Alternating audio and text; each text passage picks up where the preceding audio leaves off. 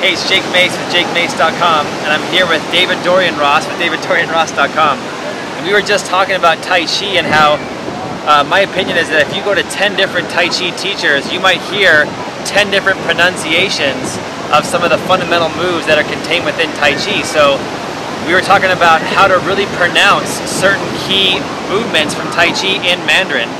And what do you got for us today? Well, it's the pronunciation of the movements in Mandarin, but it's also sometimes the translations. The translations. The translations could be like all over the map, but hidden inside the Chinese terms is the clue to how the movements should be done. Huh. The first one I often talk about is parting the wild horse's mane. Parting the horse's mane. Ye ma fen zheng. The ma is the horse, right? And so ye ma, like with the horse or about the horse. Fen zheng is to part in the middle. The hair is parted in the center. So the meaning of that is like if you had a horse in old wartime in China, you had to keep it really pretty. You had to keep it look presentable for parade. So you would plait the mane of the horse and part it right in the center, right down the middle. So when you're doing parting the horse's mane, the two hands should pass by and intersect in the center of your torso.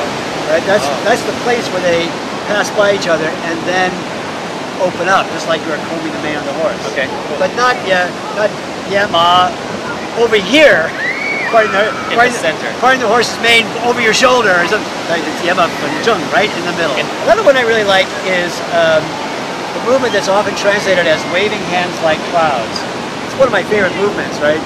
It's just very beautiful and so soft, and you can get that whole like quality out of the movement. Yeah, it's smooth. It's smooth. Well, the actual name in Chinese is yuan shou, which doesn't mean waving hands like clouds. It means cloud hand. The hand is a cloud. It's the shou. That's right. The shou is a hand, and yuan is the cloud. So it's a metaphor for how it should feel. Not like, oh, it's kind of like a cloud that I'm doing this. It's like, no, my hands are now insubstantial. There is no effort. The clouds don't try to move across the sky, right? They just flow. They just flow. So that is part of it. And they're not, the cloud also doesn't stay like the stable. They're morphing as they move. Right, right. So, especially in Yang style, as this moves across, it is changing position. It's rotating outward. Oh, nice. Like a cloud. It's always twirling. So to give you a good sense of emotional contentment during your practice. During your practice. So in ancient China, they didn't have books all this written down. Yeah. Sometimes the students are like, what the hell did my teacher say? I don't even remember. And no YouTube. And no YouTube. So sad. But they had the name. It was like a poem. So what was it? How was I supposed to do this? Oh yes, like a cloud. Oh, my hands are clouds. Yeah. Right? The clue is inside there. The third one I kind of like is a movement very common in Yang style and Wu style, a lot of Sun style, called grasping the bird's tail. In Chinese, it's lan qie wei, lan qie wei. Now, the sequence, ward off, roll back, press, and push, when we get to the Yang style, is actually a relatively modern sequence. And that's the Peng Lu Jian. Peng Lu Jian. So, relatively speaking, like in the several hundred years. Before that, there was Peng. Right. Wait for it. Lu. Okay. Over there somewhere. Qi. And then on. Right? So they weren't necessarily connected together. They weren't connected together like one movement. So when they became a continuous sequence, they renamed it Lan Qie Wei. Which encompasses all four. Which encompasses all four. Grasping the birds. And sometimes the bird is translated as the bird, the peacock, the sparrow.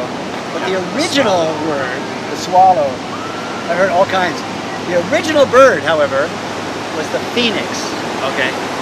Inside the original character, or ward off, you actually saw two hands drawn inside the character. And the word peng, meaning ward off, peng, is a sound cognate of feng, right, which is the word for phoenix. Wow. Right? So originally it wasn't grasping the bird, some bird, I don't know, your bird, her bird, grasping the flamingo, grasping the phoenix's tail. I see. Nice. So there's three. The clues are in the names. So the postures are important for the meaning as well as just memorizing. it might give you better technique if you think about the posture and what it means. So the posture is very interesting. So as you relate that to a practical application, so every movement, it has a different personality. It's not all bang, bang, bang. Yeah. Some movements move in like a cloud. Some movements move in like a phoenix, fiery. Yeah. Right? Some movements move in like a beautiful show horse. Right. Right? It just depends on what, and the clues are there. Almost yin and yang. Yeah. Going back and forth. Awesome.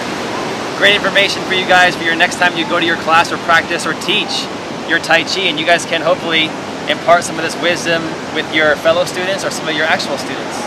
Thanks for all the info, and we'll see you next time.